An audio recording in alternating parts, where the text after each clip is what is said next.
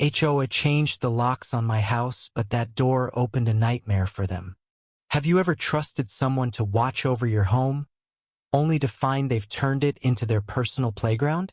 That's exactly what happened to Sarah Nguyen, a single mother who thought her quiet suburban life was secure until her HOA president, Karen Whitaker, decided she owned more than just the neighborhood's rules. Sarah had lived in Oakwood Estates for 3 years, a cozy community of pastel-colored homes and manicured lawns in Raleigh, North Carolina. A nurse working grueling night shifts, she poured her heart into making her modest 2-story house a sanctuary for her and her 7-year-old daughter, Mia. But the HOA, led by the iron-fisted Karen, was a constant thorn in her side. Karen was the kind of person who'd measure your grass with a ruler and send violation notices for a single weed. Sarah tolerated the petty fines for things like unapproved mailbox color or excessive holiday lights, but she never imagined Karen would cross a line so bold it would unravel her entire world. It started with a pipe burst in Sarah's kitchen while she was on a rare weekend getaway with Mia. The neighbor, Tom, a kind retiree who'd become a surrogate grandpa to Mia, noticed water seeping into the yard and alerted the HOA, expecting quick action to protect the property. Karen, however, saw an opportunity. Without contacting Sarah, she hired a locksmith to change the locks on Sarah's house, claiming it was to secure the property during repairs.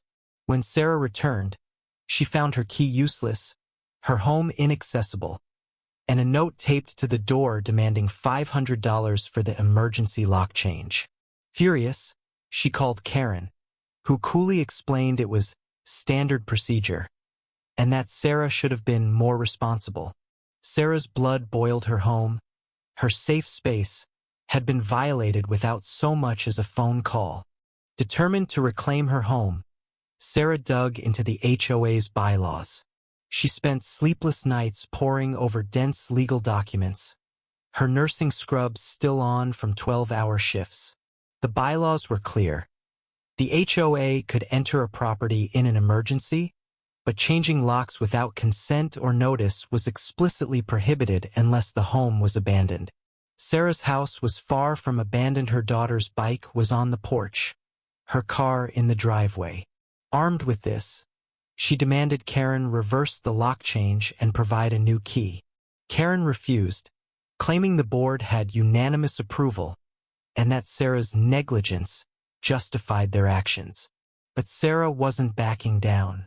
She contacted a local attorney, Maria Lopez, known for taking on overzealous HOAs.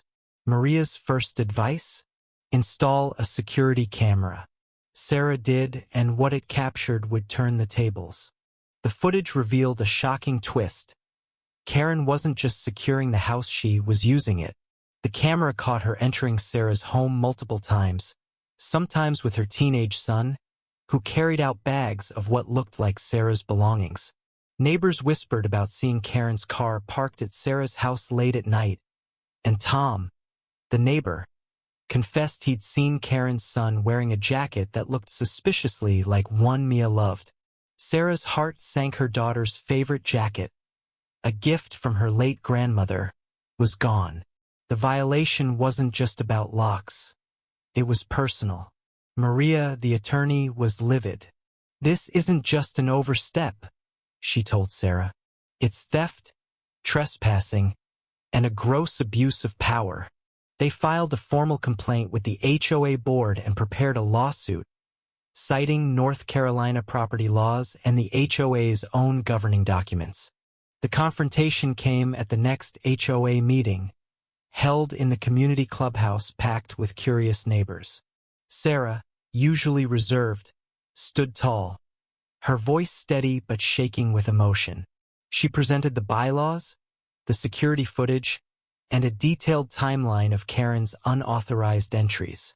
The room buzzed with gasps as the video played. Karen, caught red-handed, fumbling with keys and hauling out bags. Karen's face turned crimson, and she stammered, claiming she was checking for damage and that the jacket was borrowed for her son's school project. The crowd wasn't buying it. A surprise ally emerged. Linda, a quiet board member who'd clashed with Karen before. Linda revealed she'd been pressured by Karen to approve the lock change without a vote, and she had emails proving it. The room erupted in murmurs. Karen's reign was cracking. Karen's defense crumbled faster than a sandcastle at high tide. She tried to pivot, accusing Sarah of being a problem resident who never followed rules. But the evidence was undeniable, and the neighbors, fed up with Karen's tyranny, turned on her. Tom stood up, his voice booming, and shared how Karen had once fined him $200 for planting tulips instead of daisies. Others chimed in with their own stories of Karen's petty vendetta fines for unapproved birdhouses, threats over children's chalk drawings. The meeting became a reckoning. By the end, the board voted to remove Karen as president, effective immediately.